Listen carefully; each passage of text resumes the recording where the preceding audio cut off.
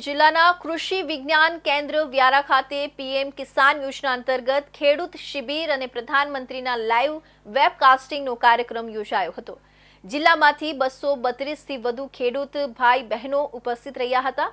શિબિર દરમિયાન સરકારની કલ્યાણકારી કૃષિ યોજનાઓ અંગે માર્ગદર્શન આપવામાં આવ્યું તેમજ વૈજ્ઞાનિક ખેતી, પ્રાકૃતિક ખેતી અને રોગ જીવાત નિયંત્રણ અંગે મહત્વની માહિતી ખેડૂતોને આપવામાં આવી હતી। તાપી જિલ્લા સ્થિત કૃષિ વિજ્ઞાન કેન્દ્ર ખાતે પીએમ કિસાન યોજના અંતર્ગત ખેડૂત શિબિર અને પ્રધાનમંત્રીનો લાઈવ વેબકાસ્ટિંગ કાર્યક્રમનું આયોજન કરવામાં આવ્યું હતું।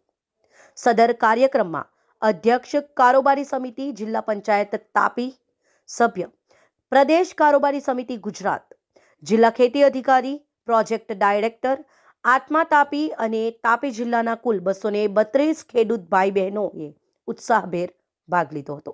કૃષિ વિજ્ઞાન કેન્દ્ર વ્યારા ખાતે યોજાયેલ કાર્યક્રમ દરમિયાન ખેડૂતોને સરકારની વિવિધ કલ્યાણકારી યોજનાઓ વિશે અવગત કરી ખેડૂતો વધુને વધુ કૃષિલક્ષી યોજનાઓનો લાભ મેળવે તે અંગે માર્ગદર્શિત કરાયા હતા। કૃષિ વૈજ્ઞાનિક દ્વારા શિયાળુ પાકોની વૈજ્ઞાનિક ખેતી તથા પ્રાકૃતિક ખેતીમાં રોગ જીવાત વ્યવસ્થાપન અંગે જરૂરી માર્ગદર્શન આપવામાં આવ્યું હતું। સાથે પ્રાકૃતિક ખેત પેદાશોના વેચાણ, વ્યવસ્થાપન અને ખેતી ખર્ચ ઘટાડવા અંગે વિસ્તૃત માર્ગદર્શન આ વેળાએ આપવામાં આવ્યું હતું। આશરે 200થી વધુ ખેડૂતોએ પીએમનો લાઈવ કાર્યક્રમ નિહાળ્યો હતો। આજરોજ કૃષિ વિજ્ઞાન કેન્દ્ર વ્યારા જિલ્લો તાપી ખાતે પીએમ કિસાન વેબકાસ્ટિંગ પ્રોગ્રામ એટલે કે પીએમ સન્માન નિધિ કાર્યક્રમ હેઠળ આપણા ભારત દેશના માનનીય વડાપ્રધાન શ્રી નરેન્દ્રભાઈ મોદી સાહેબ આજરોજ કોયમ્બતુર તામિલનાડુથી ખેડૂતોના ખાતામાં 21મો હપ્તો રિલીઝ કરવાના છે, જે અંતર્ગત આખા ભારતમાં 9 કરોડ ખેડૂતના ખાતામાં 18,000 કરોડ રૂપિયા ટ્રાન્સફર થશે।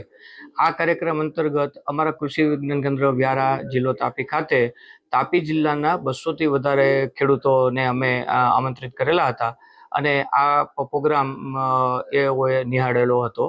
સાથે સાથે આ કાર્યક્રમ દરમિયાન પ્રાકૃતિક કૃષિ, શિયાળુ ઋતુ માટેની જે ખેતી પદ્ધતિઓ છે એમાં ખાસ કરીને વૈજ્ઞાનિક ખેતી પદ્ધતિ શિયાળુ પાકો માટે અને શિયાળુ પાકોમાં જે રોગ જીવાત આવે છે એના નિયંત્રણ માટે શું કરવું જોઈએ એના વિશે અમારા કૃષિ વિજ્ઞાન કેન્દ્રના વૈજ્ઞાનિકશ્રીઓએ ખેડૂતોને વિસ્તૃત રીતે માર્ગદર્શન આપેલું હતું।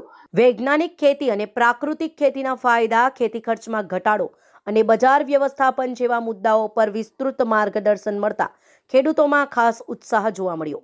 આશરે 200થી વધુ ખેડૂતો પ્રધાનમંત્રીનો લાઈવ વેબકાસ્ટ નિહાળ્યો હતો। આવા કાર્યક્રમો દ્વારા ખેતીને વધુ પ્રગતિશીલ અને ટેકનોલોજી આધારિત બનાવવા સરકારનું સતત પ્રયત્નશીલ વલણ દેખાઈ રહ્યું છે।